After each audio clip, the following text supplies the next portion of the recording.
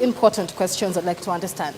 Because President William Ruto addressed the nation on the night of June 25th when protesters breached Parliament. He told the nation that that was a treasonous act perpetrated by crooks and criminals. Do you believe that the young people killed by police during the protest were crooks and criminals and not young people trying to advocate for their rights?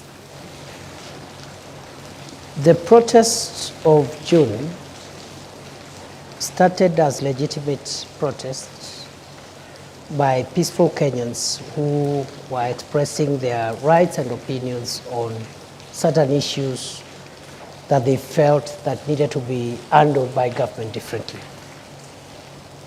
In the course of those protests, criminal elements infiltrated those protests. And it became very difficult. On the one hand, you have protesters whose interest is just expressing themselves within the Constitution. But within their midst, there are people killing people, hurting people, looting property.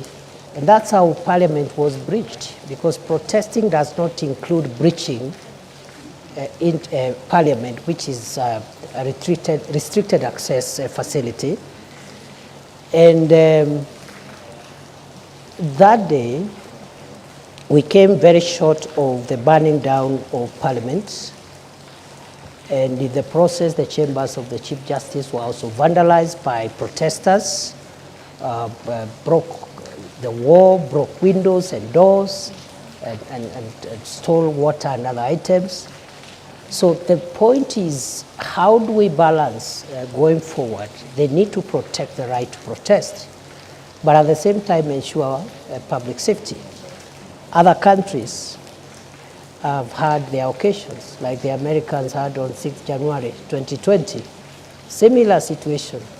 People are unhappy with an election outcome, and they just venture into constitutional institutions and run amok and bring violence. So it is unfortunate we had that mix-up between honest, legitimate protesters and cruel and dangerous criminals who really caused a lot of pain, death, destruction, and almost put down some of our institutions established under the Constitution. There's been many questions over who gave the shoot-to-kill order. Was there a shoot-to-kill order? And was it a show of culpability for security agencies under your command that warranted the presence of the military, the Kenya Defense Forces, to quell the situation? There was no shoot-to-kill order. And the Interior Minister does not command the operations of the police. This is spelled out in Article 245 of the Constitution in very clear terms. If there was Your Excellency, I want to put this question to you, and it's a question of responsibility. When you're being vetted for the second time as the Cabinet Secretary Interior, there was a lot of praise heaped on you for combating banditry in the north of Kenya.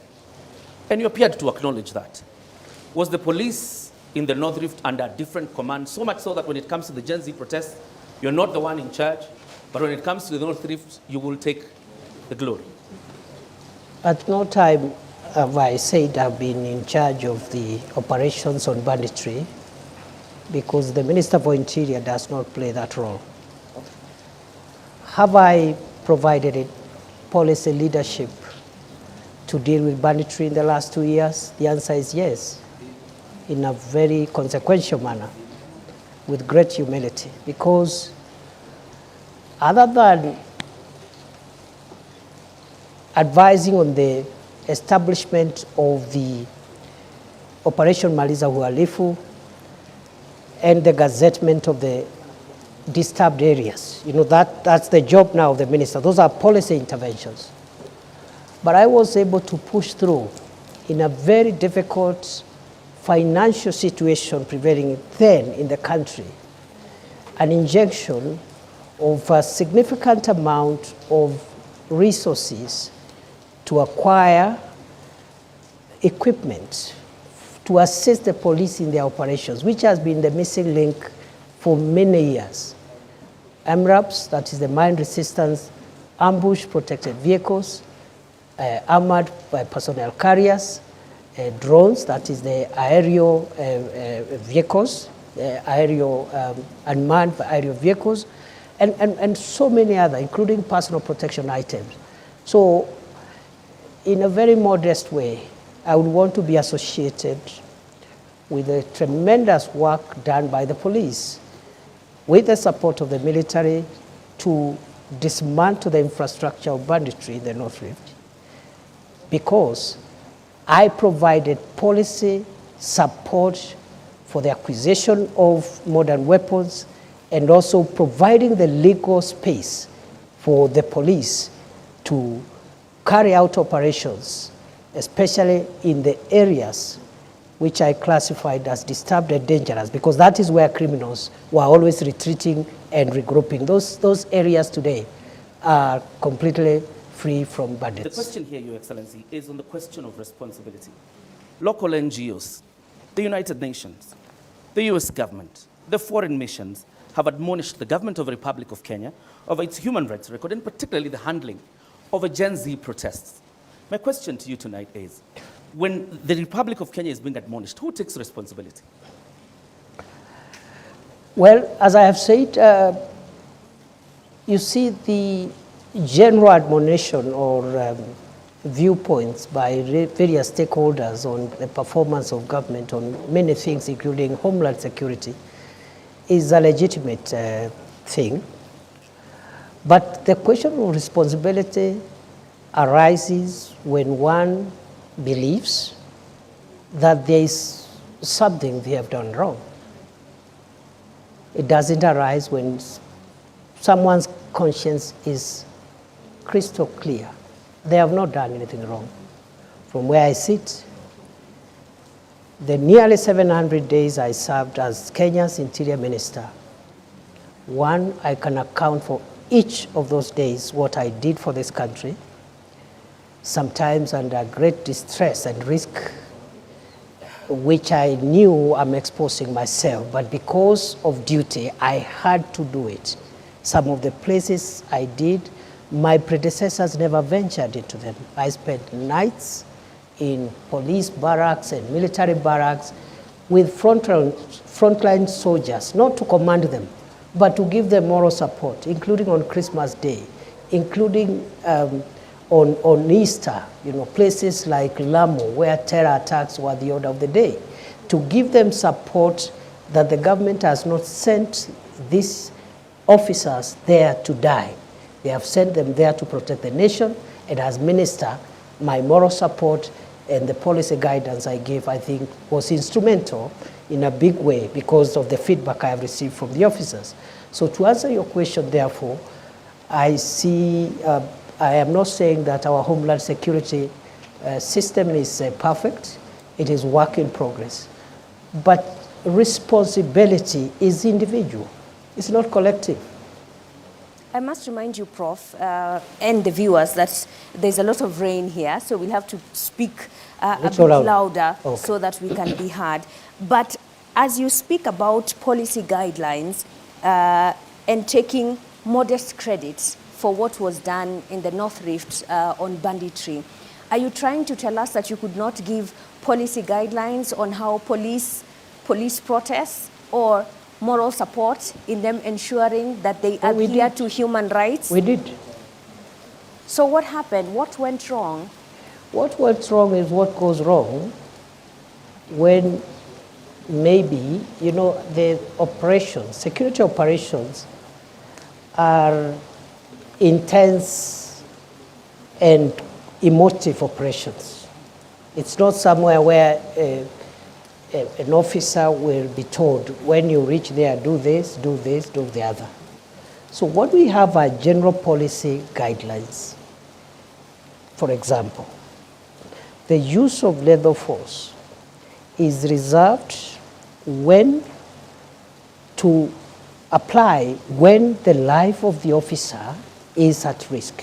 So was if any, a criminal, was any for example, officer's life in wants danger? to take Allow down me, Professor Kindiki, was any police officer in danger when David Shege and Enoch Chalo, Erickson Chalo Mutisia only had a flag and they were dancing outside Parliament? What threat did they pose to security officers at Parliament? That is a matter under investigations.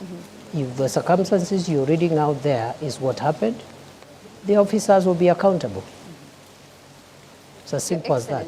And how long will that take? As soon as IPOA completes the investigations and forwards the files to the DPP. Criminal investigations are complex. They involve scientific assembling of evidence. It is not enough to rush suspects to court only for cases to collapse. And it is not uniquely a Kenyan issue. Criminal investigations, especially in a complex endeavor like the situation we're referring them to, take a bit of time, and therefore I'm hopeful that... Why were the police in mask? How complex was that? That we again, could not see who was ensuring security is not breached? You know, you're just telling me what you think or saw, but it was which is part of evidence. It was on live TV. There are photos of police officers who are masked. I am you not can't disputing. identify them. I'm not disputing. But just telling as the you CS Interior, that is part of the evidence that is required to hold into account any person who may have been involved in that unfortunate incident you're explaining. Your Excellency, if you were to move this forward and probably look at why the public is on you, this is what you said on the 12th anniversary of the Supreme Court about a month ago. And you were talking about crucial jurisprudence. You said, I have had to ask myself whether the highest interest is the public interest or there is a higher interest called the national interest, because the public itself could hurt the national interest. Public can be mobilized or mobilize themselves against national interest. First of all, where does this national interest sit in the Constitution? And number two, wasn't this an indirect proposal of a clawback on basic freedoms that are enshrined in the Constitution, Your Excellency? As you answer this, Your Excellency, you did say that lives of protesters need to be protected as you ensure public safety. Was the public unsafe during that period? Why did we get to that point? When I spoke at the Supreme Court reflection colloquium on public interest and national interest, some erroneously thought I was talking about government interest or even security interest. That's not the case. In fact, after that colloquium, I've had further reflection because by the grace of God, I'm also a scholar. So I reflect on some of these things. And I have come to the conclusion that within our constitutional framework, we can categorize three forms of interest that could be expressed by members of the public, rather than two, three. One is popular interest. And the question I'm asking myself as a scholar and a student of constitutional law is whether what is popular is in the public interest all the time. I am not sure. I am not sure that what is popular is in the public interest. I don't believe, sometimes yes, maybe not all the times. But at the Supreme Court colloquium, I also asked, is there a hierarchy of norms in our Constitution such that we have public interest and national interest? And for clarity and avoidance of doubt, national interest is not government interest, and it's not the interest of, it's not security. What I had in mind is, you're aware, our Constitution allows the people of Kenya to express themselves in exercise of their sovereignty in two ways. One, through elections. Two, through referenda. And then I asked myself, in fact, it was tailored to the judiciary. And I wanted to ask myself, if the people of Kenya, for example, agree and express themselves in exercise of their sovereignty to change the Constitution in a referendum, and vote to remove the judicial arm of government. And they decide we don't need the judiciary. People are sovereign. In a referendum, they can actually remove the judiciary. And then I ask myself, since this is an outcome of a referendum, this is in the public interest. But is it in the national interest that really you can have a modern country, a democratic country without a judicial arm of government?